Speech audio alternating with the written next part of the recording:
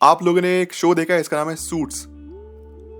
नहीं देखा तो मैं थोड़ा बहुत आपको उसके बारे में बताता हूँ। सूट्स की जो कहानी है वो है दो एडवोकेट्स की, जो न्यूयॉर्क का सबसे बड़ा क्लोजर है। इसका नाम है हार्वी स्पेक्टर और उसका right hand Mike Ross. Actually कहानी ना माइक रॉस से ही शुरू होती है। काइंड ऑफ देखा जाए, ऑल दो हार्वी स्पेक्टर मेन कैरेक्टर है, बट प्रोटैगनिस्ट शो का माइक रॉस है, क्योंकि उसी के बिहाफ पे हम आगे देखते हैं क्या क्या डेवलपमेंट होती है। खैर, द पॉइंट इज, जो माइक रॉस है उसके पास ना एक स्पेशल एबिलिटी है।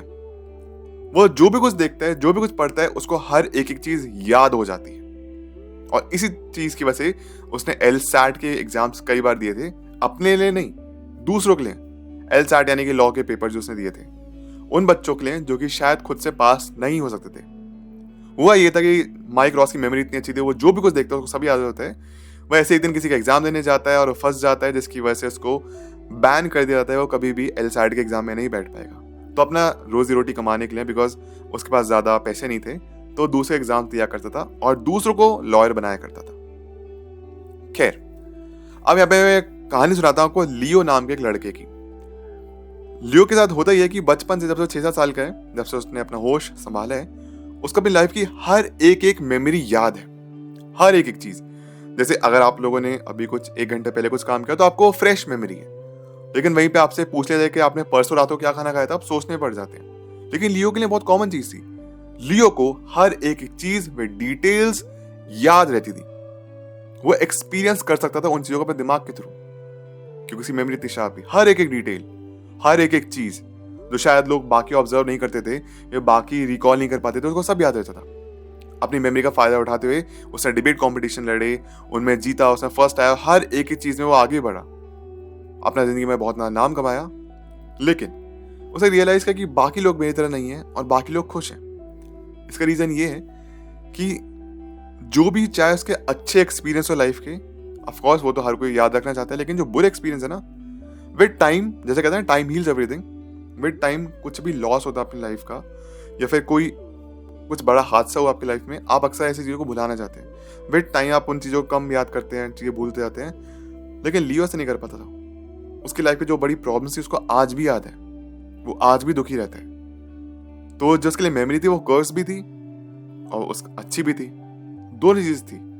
लेकिन विद टाइम जब लाइफ में अकेला होता था तो उसको अक्सर बुरा लगा करता था, क्योंकि उसको पुरानी बातें सब याद रहती थी।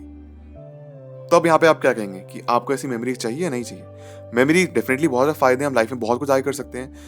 एट द एंड एग्जाम्स में हम रट्टू तोता ही तो बनते हैं। आप रट के एग्जाम दे सकते हैं और कुछ भी कर सकते हैं, लेकिन पर्सनल लाइफ डेफिनेटली अफेक्ट होती है। इसे हम कहते हैं HSAM, यानी कि highly superior autobiographical memory. As a name suggest, इसमें इंसान को अपनी लाइफ की सारी डिटेल्स याद रहती है। अपनी लाइफ की नहीं, उसे जो भी कुछ देखा है उसको हर चीज याद रहती है। चाहे मूवी देखी हो, किसी कोई बात सुनी हो, उसको सब याद रहता है, हर चीज। और ऐसे कुछ कुछ केसेस देखी भी गए हैं। जैसे जो एक नोटेबल केस है वो देखा गया था जिल प्राइस का, जिसके बारे में ऐसा कहते हैं कि वो फर्स्ट पर्सन है जिसको सब कुछ याद आता। एंड जब वो छोटी थी, उनको बचपन से लेकर अपनी जवानी तक या फिर एंड तक सब कुछ याद रहा था उनको लाइफ में, जिसका ऑफ कोर्स उनको स्टार्टिंग में लगता था सब कुछ नॉर्मल है, बाकी भी ऐसे होंगे। लेकिन जैसे वो बड़ी हुई, उन्होंने रियलाइज किया कि ह्यूमंस को ये चीज याद नहीं रहनी चाहिए, ना याद रहती है, पर उन्हें हर चीज याद रहती थी, जिसका डेफिनेटली उन्हें फायदा भी उठाया और फिर एक पॉइंट पे आके उनको बुरा भी लगा। ऐसे एक फेमस एक्ट्रेस मैरीलू हेनो, जिनके बारे में कहा जाता था कि उनको भी सब कुछ याद रहता था, सब कुछ, हर एक एक डिटेल। अपनी परफॉर्मेंस अच्छी दे पाती थी, स्क्रिप्ट को कोई प्रॉब्लम नहीं, स्क्रिप्ट एक बार में पढ़ी और सब कुछ याद रह गया, और अपनी परफॉर्मेंस डिलीवर कर पाई, इनफैक्ट थोड़ा और बेटर कर पाई, डायरेक्ट टू डायलॉग। क्योंकि अक्सर जो एक्टर्स होते हैं कभी कभी रियल डायलॉग्स नहीं बोल पाते, इम्प्रोवाइज करना पड़ता है, या फिर अगर रियल डायलॉग कितने सारे कट हो जाते हैं तो डायरेक्टर्स को मजा आता है उनके साथ काम करने में। जो डायलॉग दिया उनको फटाफट उन्होंने करके दिखा दिया, एक टेक में शूट कंप्लीट। लेकिन अब इसके प्रोज एंड कॉन्स के बारे में बात करते हैं कि अगर किसी की मेमोरी है इतनी अच्छी तो क्या क्या फायदा हो सकते हैं। डेफिनेटली फास्ट लर्निंग एबिलिटीज, जो बाकी सबको टाइम लगता है सीखने में, वो आपको तुरंत याद रह जाएगा। आपको नोट्स लिखने की जरूरत नहीं है, आपका दिमाग आप लोग काम कर रहे हैं। होता नहीं कि I don't need to write down notes, I remember everything. ऐसा शायद उन लोगों के साथ होता है। सोचिए ना, आपको सब कुछ याद है, हर टेबल आपको याद है, हर कैलकुलेशन आपको याद है। इनफैक्ट आप हर बचपन से लेकर आज तक हर पोम इनफैक्ट आप केबीसी में अगर जाते हो तो शायद वहाँ पे अच्छा परफॉर्म भी कर पाए, आप आईएएस ऑफिसर बन सकते हैं। आप सब कुछ पढ़ेंगे, आपको सब कुछ याद रह जाएगा। हर सिचुएशन, हर एक्सपीरियंस आपको याद रहेगा। दूसरों के एक्सपीरियंस आपको याद रहेंगे। किताबें आपने पढ़ी, आपको सब कुछ आपकी मेमोरी में इंस्टॉल हो गया।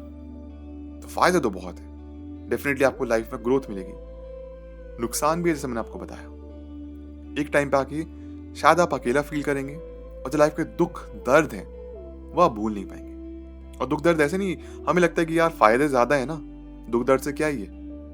वो दुख दर्द कभी कभी इतने ज्यादा हो जाते हैं कि शायद आपको पैनिक अटैक, एंजाइटी होती है ना, आप कर्स फील करेंगे, आप शापित महसूस करेंगे कि कोई पॉइंट नहीं रहा ऐसी मेमोरी का। इस तरह से मैं भी बाकी लोगों की तरह नॉर्मल होता और विद टाइम मैं भी चीजें भूल जाता। ऐसा भी होगा। फिर आप कभी कभी चिढ़ जाएंगे लोगों पे, इरिटेटेड फील करेंगे कि यार मुझे याद है, तुमको याद कैसे नहीं है। उनकी कोई गलती इनको नहीं याद, ऊपर वाले ने ऐसा बनाया, या फिर उनकी बॉडी ऐसी है, कुदरत का करिश्मा है, नेचर का लॉ है। हर कोई ऐसा नहीं होता है। और अगर हर कोई ऐसा होता तो शायद ये HSAM उसका नाम दिया भी नहीं जाता, हाईली सुपीरियर ऑटोबायोग्राफिकल मेमोरी, ऐसे टर्म निकलता ही नहीं, क्योंकि ये कुछ रेयर केसेस में ऐसा होता है जहां पे लोगों को शार्प मेमोरी, गॉड गिफ्ट, आप कुछ भी कह सकते हैं, इसको मिला है।